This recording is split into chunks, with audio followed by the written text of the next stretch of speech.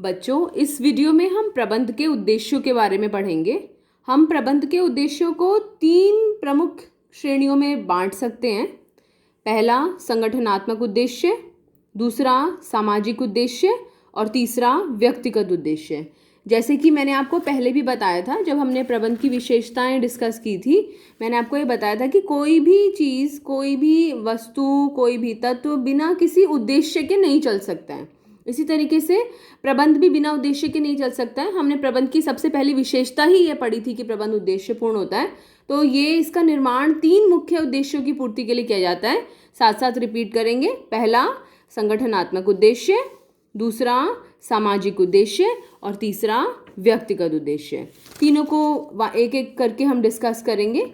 सबसे पहले हम संगठनात्मक उद्देश्यों के बारे में बात करते हैं। संगठनात्मक उद्देश्यों का मतलब वो उद्देश्य जिनके लिए संगठन का निर्माण हुआ है। जैसे कि इसको हम 3 कैटेगरीज में डिवाइड कर सकते हैं, 3 श्रेणियों में बांट सकते हैं। साथ साथ वीडियो को पॉज करके नोट करते जाइएगा। 3 श्रेणियों में हम इसको बांट सकते हैं। नंबर 1 जीवित रहना, नंबर 2 लाभ कमाना, नंबर 3 बढ़ोतरी करना। देखिए, जीवित रहने का मतलब क्या है? हम जीवित कब रहेंगे? जब हमें जितनी हवा, जितना पानी, जितना भोजन, कम से कम जितना हमें चाहिए, जब तक वो हमें मिलता रहेगा। ऐसा ही व्यवसाय के साथ भी है। जितनी व्यवसाय की लागत है, अगर उतनी ही उसको आय होती जा रही है, तो वो आगे तो नहीं बढ़ पाएगा, लेकिन वो जीवित रह पाएगा। यानी कि अस्तित्व को बनाए रखने के लिए जितना चाहिए, अगर उतना संगठन कमा पा रहा है, तो संगठन जीवित रहेगा। दूसरा संगठनात्मक उद्देश्य है लाभ कमाना। लाभ कमाने का मतलब है कि अगर हम संगठन को आगे बढ़ाना चाहते हैं, कब बढ़ेंगे हम आगे? जब हम अपनी लागत से ज़्यादा कमाने लगेंगे। यदि हमारी आय हमारी लागत से अधिक हो जाएगी, तभी हम अपना लाभ कमाने वाले उद्देश्य को पूरा कर पाएंगे। तीसरा उद्देश्य हमारा बढ़ोतरी करना। देखिए, हम कैसे पता लगाएंगे कि कोई संगठन बढ़ोतरी कर रहा है कि नहीं कर रहा है? उसके ये मुख्य पैमाने हैं। क्या क्या है?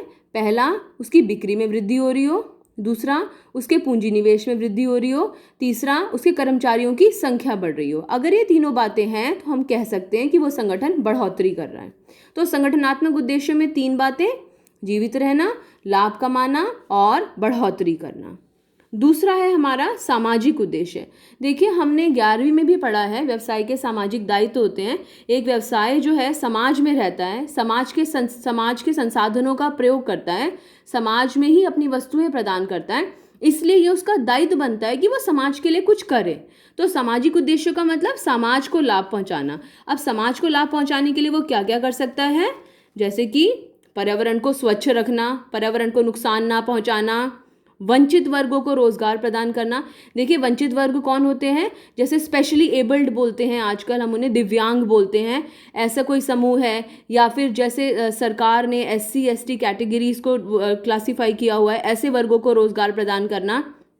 तीसरा, जो संगठन में जो व्यक्ति कार्यरत हैं, उनके बच्चों के लिए विद्यालय स्थापित करना। केवल वही बच्चे नहीं, समाज से भी हम बच्चों को बुलाकर उनको शिक्षा प्रदान करा सकते हैं।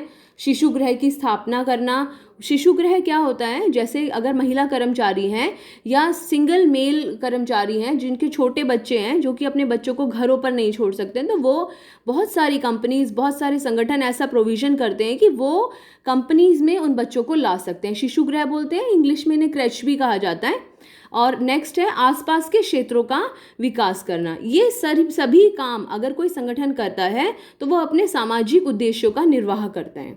ये नोट कर लीजिएगा सारे सामाजिक उद्देश्य क्या क्या: पर्यावरण स्वच्छ रखना, वंचित वर्गों को रोजगार प्रदान करना, अपने कर्मचारियों के बच्चों के लिए या अन्य बच्चों के लिए विद्यालय की स्थापना करना, शिशु गृह की स्थापना करना और आसपास के क्षेत्रों का विकास करना। नेक्स्ट है हमारा व्यक्तिगत उद्देश्य। संगठन का, या हम कहेंगे प्रबंध का व्यक्तिगत उद्देश्य क्या? व्यक्तिगत उद्देश्य का मतलब संगठन में जो लोग कार्यरत हैं, उनके उद्देश्यों को पूरा करने के लिए प्रबंध क्या कर सकता है? देखिए, व्यक्तिगत उद्देश्य का मतलब यदि हम उस संगठन में काम करते हैं तो हम उस संगठन से क्या क्या उम्मीद रखते हैं। क्योंकि कोई भी व्यक्ति जब वो संगठन में आता है तो वो अलग उद्देश्य लेकर आता है। अलग उद्देश्य हो सकता है कि भाई मुझे अपने लिए कुछ करना है, मुझे संगठन के लिए कुछ करना है, मुझे देश के लिए कुछ करना है, या मुझे समाज के लिए कुछ करना है।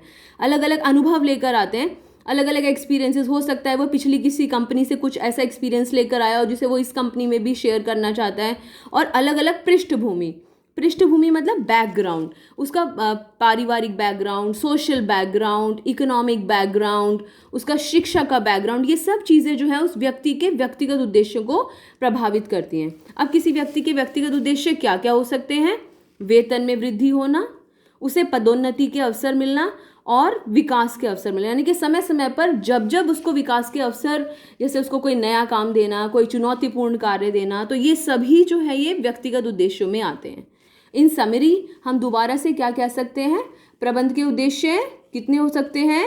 संगठनात्मक उद्देश्य, दूसरा सामाजिक उद्देश्य, तीसरा व्यक्तिगत उद्देश्य। सामाजिक उद्देश्यों में क्या क्या आता है? जीवित रहना, लाभ कमाना और बढ़ोतरी करना। सामाजिक उद्देश्यों में क्या आता है? पर्यावरण को स्वच्छ रखना, वंचित वर्गों को रोजगार प्रदान करना, विद्यालय बनाना, शिशु गृह की स्थापना करना या आसपास के क्षेत्रों का विकास करना, और संगठन में जो व्यक्ति कार्यरत हैं उनके व्यक्तिगत उद्देश्यों को भी ध्यान में रखना।